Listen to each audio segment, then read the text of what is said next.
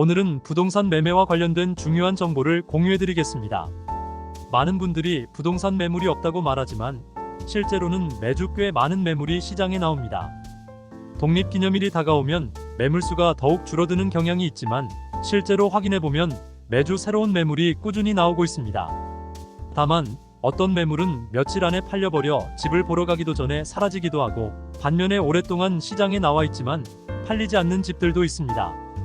며칠 만에 팔리는 집들은 거의 항상 리스팅 가격보다 높은 가격에 거래됩니다. 반면에 2주 이상 시장에 나와 있는 오래된 집들은 가격이 낮아지는 경우가 많습니다. 왜 이렇게 팔리는 집과 팔리지 않는 집의 차이가 명확할까요? 일주일 정도만 시장을 지켜보면 그 이유를 쉽게 알 수 있습니다. 빠르게 팔리는 집들의 공통점은 아주 깔끔하게 꾸며져 있다는 점입니다. 외관뿐만 아니라 내부도 잘 정돈되어 있어 바로 입주할 수 있는 상태의 집들이 대부분입니다. 한마디로 잘 꾸며지고 잘 유지되고 정돈된 집이라는 것입니다. 반면에 팔리지 않는 집들은 대부분 상태가 좋지 않은 경우가 많습니다. 드물게 상태가 좋지만 가격이 너무 높은 경우도 있습니다. 팔리지 않는 집들의 공통점은 너무 오래되고 어둡고 더럽고 정돈되지 않은 모습이라는 것입니다.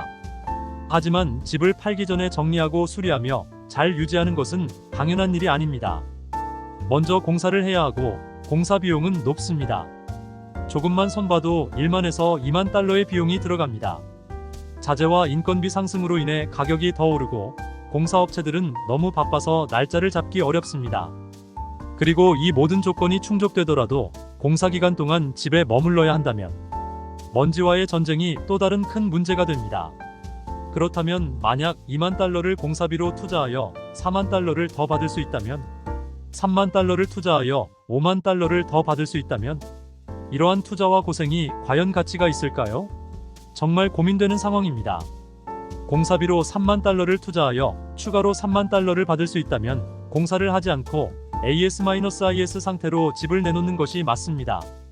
하지만 2만 달러를 투자하여 4만 달러를 더 받을 수 있다면 고민이 될 수밖에 없습니다. 대부분의 판매자들은 공사 작업에 대한 거부감이 많지 않습니다. 그러나 문제는 현금을 동원할 수 있는 능력입니다. 모든 공사 작업은 즉시 현금이 필요합니다. 모기지와 같은 대출로 공사비를 충당할 수 있다면 좋겠지만 현실적으로는 불가능합니다. 집을 완전히 리모델링하고 공사비가 수백만 달러에 이르는 경우에는 은행을 통해 공사비 대출을 받을 수 있습니다. 물론 많은 어려운 조건이 따릅니다. 여기서 말하는 공사는 그러한 대규모 공사가 아니라 집을 팔기 전에 예쁘게 보이도록 만드는 수준의 공사입니다. 고장난 부분을 수리하고 몇몇 가전제품을 새 것으로 교체하고 페인트 칠을 새로 하거나 주방이나 욕실을 업그레이드하는 것입니다. 이러한 경우에는 대출이 불가능합니다. 집을 팔기 전에 하는 작업은 특히 오늘날의 시장에서 매우 중요합니다. 그리고 이러한 공사를 할 때는 항상 원칙을 따라야 합니다.